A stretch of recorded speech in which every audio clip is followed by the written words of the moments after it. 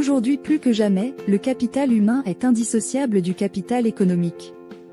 La production et la transmission de connaissances se trouvent au cœur du développement des États, d'où la mission de l'enseignement supérieur et de la recherche. Orientation des étudiants, décryptage des classements internationaux, évolution des formations et des diplômes, mobilité internationale, bourses et transformation des universités sont parmi les sujets abordés à travers Ailleurs Podcast. Une émission consacrée à l'enseignement supérieur haïtien à l'heure de la mondialisation des savoirs. Soyez des nôtres.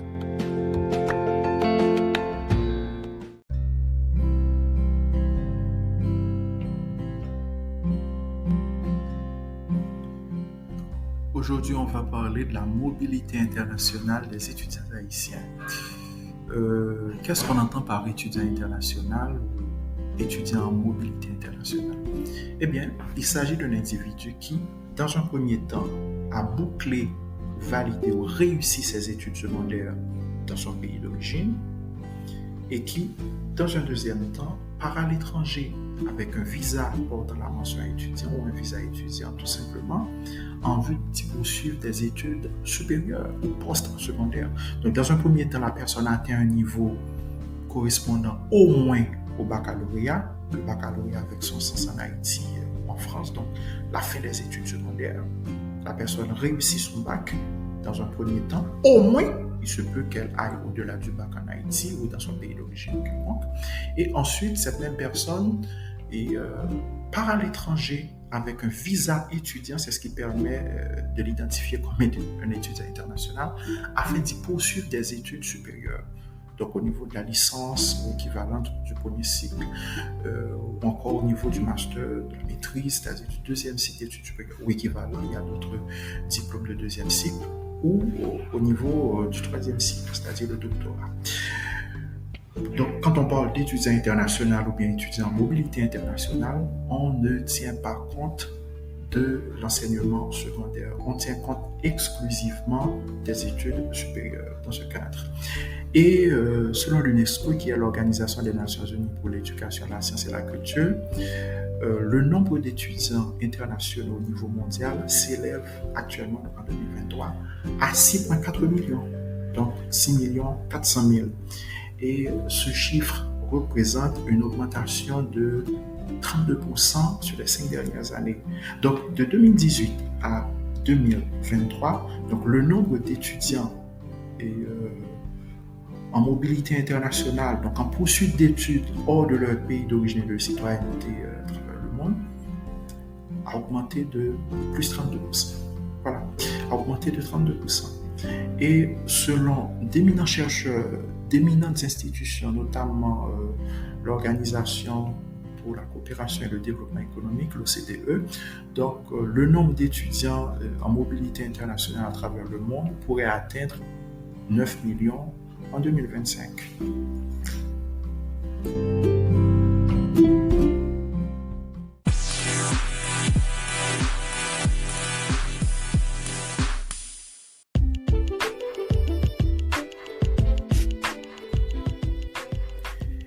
Et sur les 6,4 millions d'étudiants internationaux sur la surface du globe, il faut mentionner que 12 662 sont haïtiens. Donc, les étudiants haïtiens représentent 0,2% des étudiants internationaux à travers le monde. Donc, je reprends, les étudiants haïtiens en mobilité internationale, donc les étudiants qui ont laissé Haïti avec un visa étudiant pour poursuivre leur scolarité dans l'enseignement supérieur dans un autre pays. Donc, ils sont, selon les chiffres de l'UNESCO, à travers son institut de statistique, donc l'Institut de statistique de l'UNESCO, ils sont 12 662 en 2023 et ils représentent 0,2% de l'ensemble des étudiants internationaux à travers le monde, donc des 6,4 millions d'étudiants internationaux dans le monde.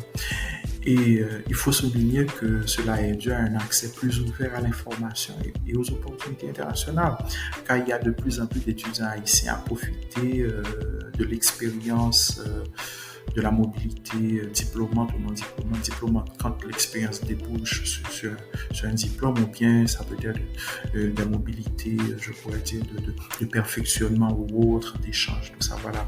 Ils en profitent pour approfondir leur scolarité au niveau du supérieur. Et dans le cas d'Haïti, il faut reconnaître qu'au-delà des motivations académiques, cette mobilité est largement motivée par un besoin d'épanouissement et d'émancipation, quand on tient compte surtout de la situation qui prévaut en Haïti. Voilà.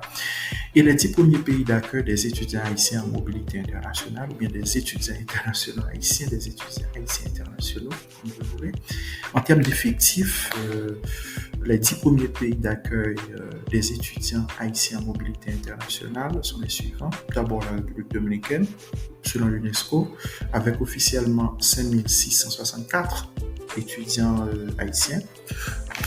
On parle d'étudiants enregistrés en tant que tels et munis d'un visa ou bien d'un titre leur conférant ce statut. Donc, et on parle de chiffres officiels, de chiffres issus de l'Institut de statistique de l'UNESCO, qui est l'autorité internationale intergouvernementale chargée de l'analyse, de la collecte d'abord, de l'analyse et puis de la publication de ces informations. Ensuite, deuxième pays d'accueil des étudiants haïtiens en mobilité internationale, c'est la France, avec 4440 étudiants haïtiens. Donc, des personnes qui ont laissé Haïti avec un visa étudiant. Donc, c'est un élément qui permet de les prendre en compte, de les recenser. États-Unis. Donc, les États-Unis d'Amérique, c'est le troisième pays d'accueil des étudiants haïtiens, des étudiants en mobilité internationale, avec 1143 étudiants haïtiens. Attention, à chaque fois,